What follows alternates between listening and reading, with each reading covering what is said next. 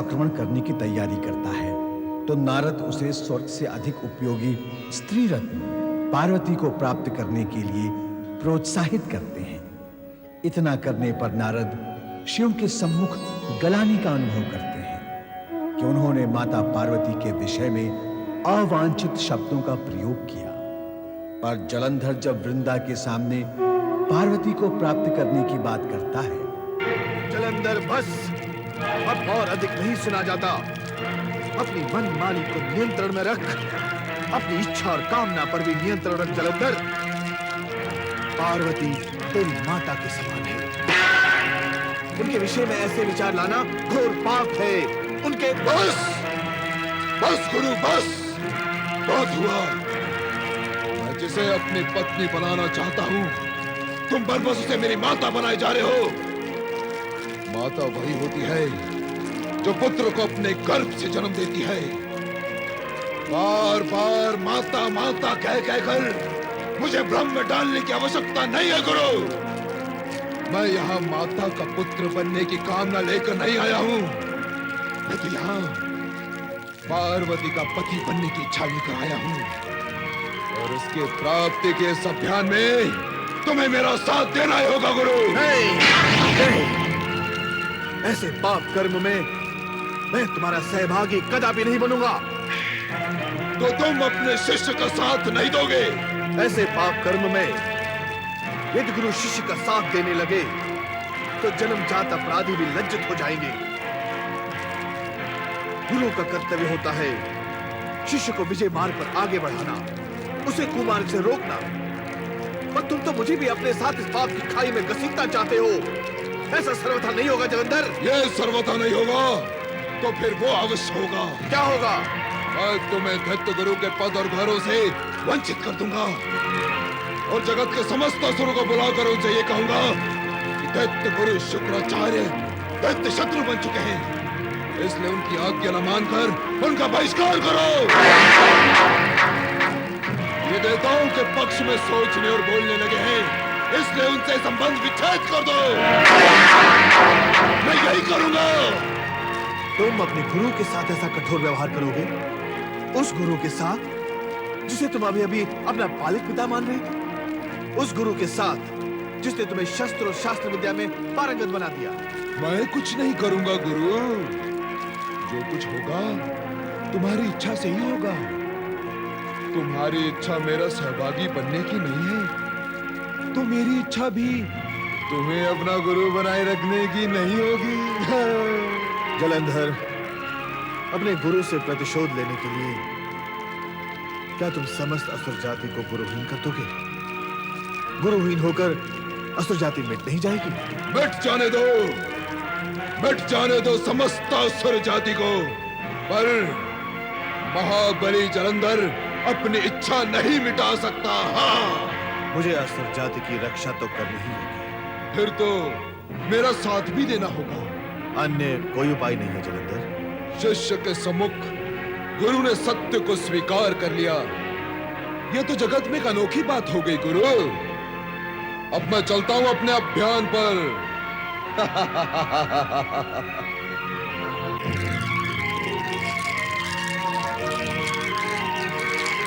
ये आपने मुझे किस धर्म संकट में डाल दिया शिवशंकर? तुम्हारी इस दीर्घ मुस्कान का क्या कारण है देवी? आज आपका ध्यान समाधि में नहीं है, इसलिए मेरा प्रसन्न होना स्वाभाविक है स्वामी। हमारी समाधि का तुम्हारी प्रसन्नता से क्या संबंध है देवी? स्वामी, आज आपकी समाधिस्थ न होने के कारण आपको अवकाश है, समय है, इसीलिए मैं आपसे कुछ अपने मन की बात कह सकूंगी। कहो, क्या कहना चाहती हो? ये बताएं प्रभु, लक्ष्मी देवी और श्री हरि विष्णु जलंधर के अतिथि बन चुकने के बाद अब देवताओं के शुभ चिंतक रहेंगे या नहीं? नहीं। जलंधर के विषय में चर्चा हुई है तो ये भी सुन लो, कैलाश निवासिनी पार्वती, अब तुम्हें जलंधर के महल में महारानी बनकर रहना होगा। मैं इस समय यहाँ यही प्रस्ताव लेकर आया हूँ। अरे दुष्ट राहु, श्री हरि विष्णु के सुदर्शन चक्र से कटकर भी तूने पापाचार और अनाचार त्यागा नहीं। अब क्या तू हमारे क्रोध से भस्म होने यहाँ आया है? पहले मैं इसी भय से भयभीत हुआ था, किंतु फिर ध्यान आया मैं अमृत पीकर अमर हो चुका हूँ। इच्छा करने पर भी आप मेरा कुछ भी अहित नहीं कर पाएंगे। मुझ पर क्रोध करना व्यर्थ होगा महादेव। मैं तो केवल महाबली जलंधर का संदेश प्रस्ताव लेकर यहाँ आया हूँ। और सुंदरी पार्वती, तुम भी सुनो। इस हिम शीतल कैलाश से दैत्यराज जलंधर का राजभवन कहीं अधिक सुखमयी है। वहाँ आप दैत्यों की सम्राज्ञी बनकर रहेंगे।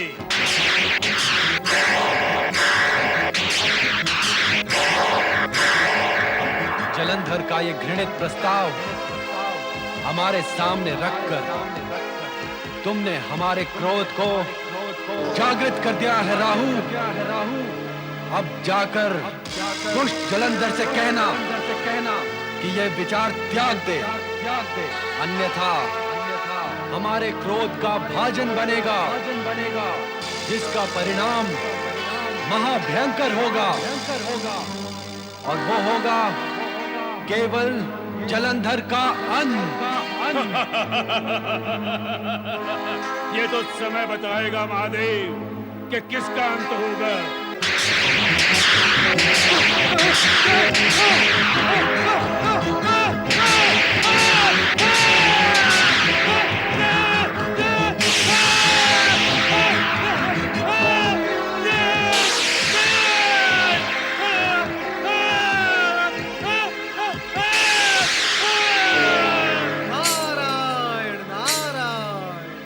असुर सम्राट जलंधर की, असुराधिपति जलंधर की, असुर सम्राट जलंधर की, महाबली जलंधर की, असुर सम्राट जलंधर की। महाबली, मेरी रक्षा करो महाबली, मुझे बचाओ महाबली, मुझे शिव के क्रोध से बचाओ महाबली, मेरी रक्षा करो महाबली। तूने तो अमृत को भी विष कर दिया। अमृत पी लेने पर भी मृत्यु से डरकर कायरों के भांति चित्कार करता है। जिस जलंधर के सम्मुख आते हुए भय भी भयभीत होता है, उसके सम्मुख आकर तू भय से भयभीत क्यों हो रहा है? पर महाबली, राहु, हमारे सामने आने से पहले ये पर और परंतु समुद्र में फेंक कर आया करो। हमारे राज्य में शिव और उसका क्रोध प्रवेश नहीं कर सकता। अब कहो, क्या समाचार लाए हो? महाबली, मैंने जब आपका प्रस्ताव वहां सुनाया तो शिव पार्वती दोनों ने सुनकर रुद्र रूप दिखाया और आपके प्रस्ताव को ठुकराकर क्रोधाग्नि मेरे पीछे छोड़ दी। मेरा विचार है कि आप पार्वती को पाने का विचार ही त्याग दें। हम क्या एक भयभीत और कायर के विचार से कार्य करेंगे? दुर्बुद्धि, विचार तो बलवान का माना जाता है, कायर का नहीं। हमें मंत्रणा देने की धृष्टता तो स्वयं गुरु शुक्राचार्य भी नहीं करते। तो तूने इतना साहस कैसे जुटा लिया कि हमें विचार पर विचार करने की मंत्रणा दे? महाबली, जो विचार नहीं करता वो अनाचार, पापाचार और अत्याचार करने लगता है। राहु, अपने शब्दों को विराम लगा, नहीं तो कहूंगा, अवश्य कहूंगा। विचार नष्ट होने से बुद्धि भ्रष्ट होती है, बुद्धि भ्रष्ट होने से जीवन नष्ट होता है, जैसा कि मेरे साथ हुआ। अब आपकी भी यही गति होगी। अब और अधिक आपका साथ देकर अपने आप को संकट में नहीं डालूंगा।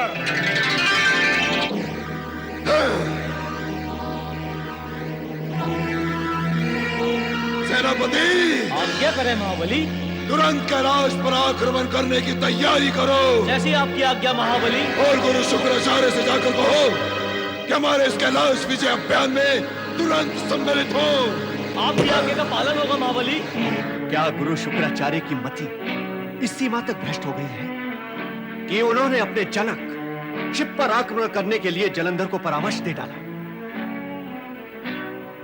ऐसा करके समूची असुर जाति के लिए उन्होंने शिवकोप को आमंत्रित नहीं किया है। देवराज, दुष्ट प्रकृति का प्राणी जब दुष्कर्म करता है तो यह जानकर या मानकर नहीं करता कि वो कुछ अनुचित कर रहा है। उसका अहंकार उसके विवेक पर चढ़ बैठता है और फिर वो उचित और अनुचित के ज्ञान और अंतर से दूर निकलकर यही सोचता है कि जो कुछ कर रहा है ठीक ही कर रहा है। ऐसी ही गति जलंधर की है। अर्थात अब शिवकोप से न तो शुक्राचार्य बच सकेंगे और ना ही जलंधर। यह सत्य है कि शिवकोप से बच सकना असंभव है, किंतु यह भी सत्य है कि अपनी पत्नी वृंदा के सतीत्व के फलस्वरूप जलंधर अपार शक्तिधारी है। यदि अपार शक्तिधारी अपनी शक्ति का दुरुपयोग करे, दूसरों के अधिकारों का हरण करे, अनैतिक और अनुचित आचरण से किसी वस्तु को प्राप्त करना चाहे, तो क्या उसकी अपार शक्ति क्षीण नहीं हो जाती? क्या वो नैतिक और चारित्रिक रूप से दुर्बल नहीं हो जाता? हाँ देवराज, ऐसा शक्तिशाली भी ऐसी स्थिति में दुर्बल हो जाता है। इसका अनुभव स्वयं आपको भी तो है। आप मुझे लज्जित कर रहे हैं गुरुदेव। सत्य की स्वीकृति में लज्जा कैसी? सत्य स्थान अवश्य बदलता है, किंतु स्वयं कभी नहीं बदलता। और यह सत्य जगत के हर एक प्राणी पर घटित होता है। मैं, तुम, जलंधर अथवा अन्य कोई भी जब अपनी शक्ति का दुरुपयोग करके दूसरे के लिए कष्ट का कारण बनते हैं, तो यही कष्ट देने की भावना सिर पर बैठकर हमें दुर्बल बनाती है और हम स्वयं कष्ट में आ जाते हैं। देखना, यही गति जलंधर की भी होगी। मेरे भैया जलंधर ने कार्य तो अनुचित ही किया है। क्या भोलेनाथ उसे क्षमा कर देंगे अथवा दंड देंगे? देवी लक्ष्मी, अब क्या होगा प्रभु? जो भी होगा विधि की रचना के अनुसार ही होगा।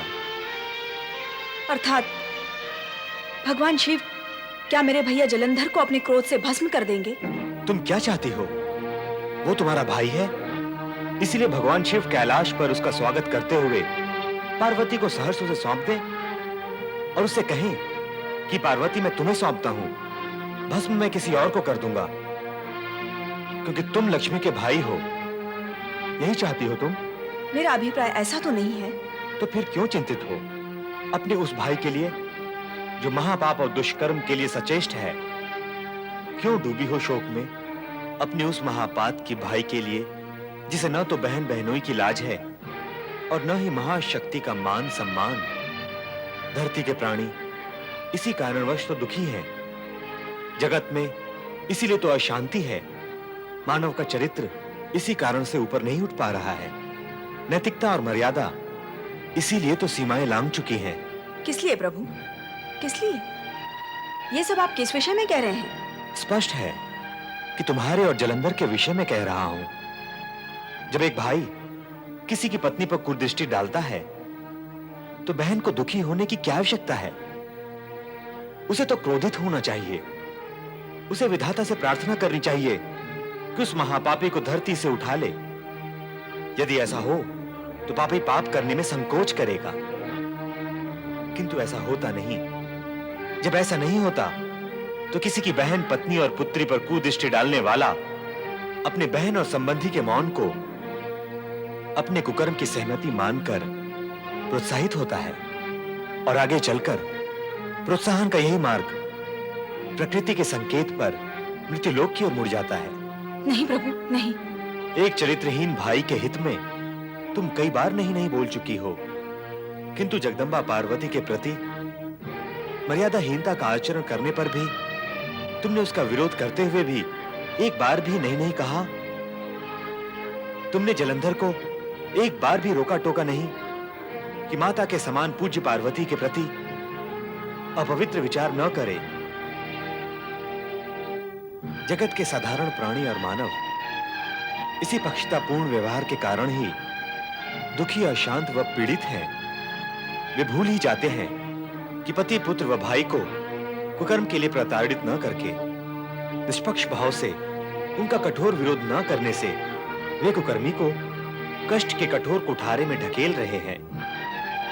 क्या हम सबको ये आचरण शोभा देता है? नारायण नारायण, ऐसा करना तो पृथ्वी के प्राणियों को भी शोभा नहीं देता श्रीहरि, किंतु मनुष्य का तो स्वभाव ही बन गया है। नारद, अब तुम किस स्वभाव की बात करने लगे?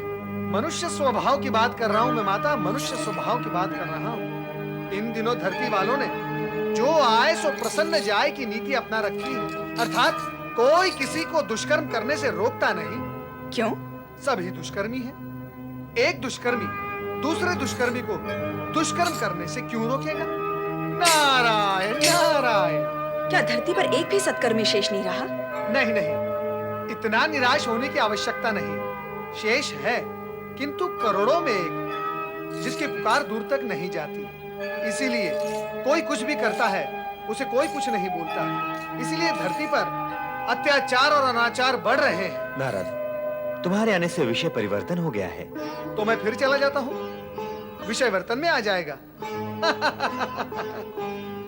वैसे मेरा विचार है कि महाबली जलंधर के विषय में चर्चा हो रही थी। हाँ नारद, देवी लक्ष्मी इसीलिए चिंतित है कि कहीं भगवान भोलेनाथ जलंधर को भस्म ना कर दें।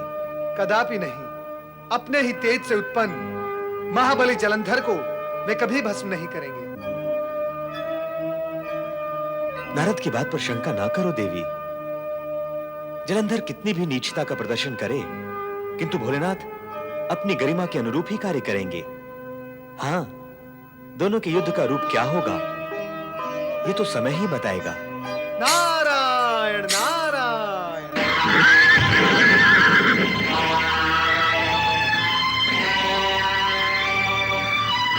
जलंधर की